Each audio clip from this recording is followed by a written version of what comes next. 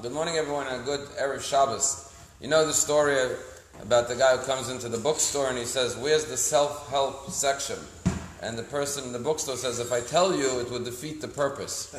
So we live in the selfie generation. Everything's about self. But the Talmud tells us something interesting. The Talmud says, "Ein chavush matir et atzmo," which means a bound person cannot release themselves. It's a psychological truth, just like it's a physical truth. That just like if you're bound, you need someone else to unbind you. So too, emotionally, psychologically, spiritually, if someone is bound, they can't untie themselves. You need another person to come and unbind you. So we find in this week's Torah portion the story of Joseph. And Joseph is a prince. He's the beloved child of his father. Imagine that. He goes from wearing a coat of many colors to wearing a prison uniform. Imagine. And he came from this beautiful, loving family, or maybe not so loving after what his brothers did to him, and suddenly he finds himself as a slave and then as a prisoner in Egypt. And you know, when you went to Egypt in prison, it wasn't like, a 5-year sentence or a 10-year sentence. It was a life sentence, and there was no parole, It was a life sentence. But how does Yosef get out of prison? So we find that at the end of this week's parsha, he sees one day that two fellow inmates look a little sad. And he goes over to them and says, "Madua panechem zoafim hayom." Why do you look so sad today?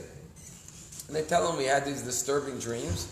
And he interprets their dreams, and then ultimately when the butler is released, he eventually next week in the parsha, he tells Paro about the prisoner who could interpret dreams. Joseph is pulled out of jail, he interprets Paro's dream and becomes the viceroy of Egypt, ultimately reuniting his family. So there's a beautiful expression I once heard. It said, a smile is a little curve that could straighten out a lot of problems.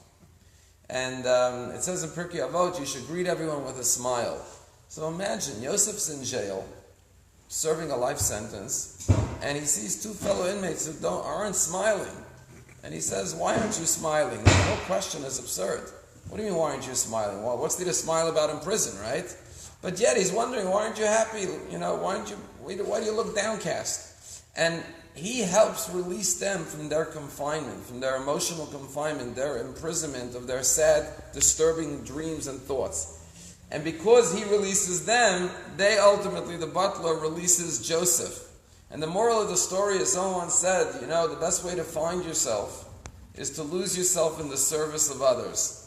When you forget about yourself and stop trying to untie yourself and unbind yourself, but you worry about helping another person, that's the surest way to ultimately release yourself. Because you cannot release yourself. You could only release someone else, and someone else could release you. And that's the amazing story of Joseph that we could all learn. There's a true story told about a slaughterhouse in upstate New York, which was a big factory that had hundreds of workers.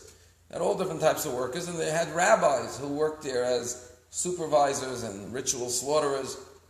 And it was a big company. And one day, after everyone leaves at 5 o'clock and they punch out, everyone's leaving the factory, the security guard and the personnel are about to lock up the factory for the night. And the simple security guard who sat by the front desk says, "1 second, Rabbi so-and-so didn't leave the building yet." I said, "What do you mean?" He said, "Well, I'm telling you, he's still here. We can't lock up." They start going from room to room in the building. They come to some back room to look for him, and they hear banging on the freezer. They open up, the guy's blue and purple. He had gone into the freezer for something. The door had slammed behind him accidentally, and he was trapped in the freezer. And they were about to lock up the whole plant. He would have stayed there overnight. He would have not been alive in the morning. They released him. They warmed him up.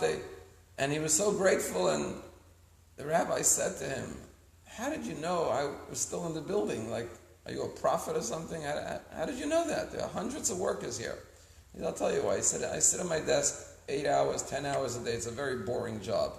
He says, "Everyone walks in, runs out. A few people wave at me." He said, "But you're the only one. Every morning you greet me with a smile. You call me by my first name. You ask me how I'm doing. Good morning. And when you leave the building, you never leave without saying good night to me, wishing me the best." And he says, "I look forward to our daily interactions because I don't got much else going on all day at the front desk." He says, "Every day when hundreds of people file out, I wait to see you and say good night to you." He says, "Tonight you didn't come by to say good night, so I knew you must be in the building." And I looked, and sure enough, they found him in the freezer.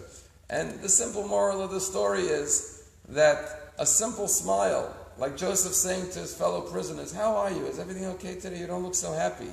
That little simple human interaction, that human touch, ultimately led to his freedom and the reunification of his family and saving the whole Egypt from famine.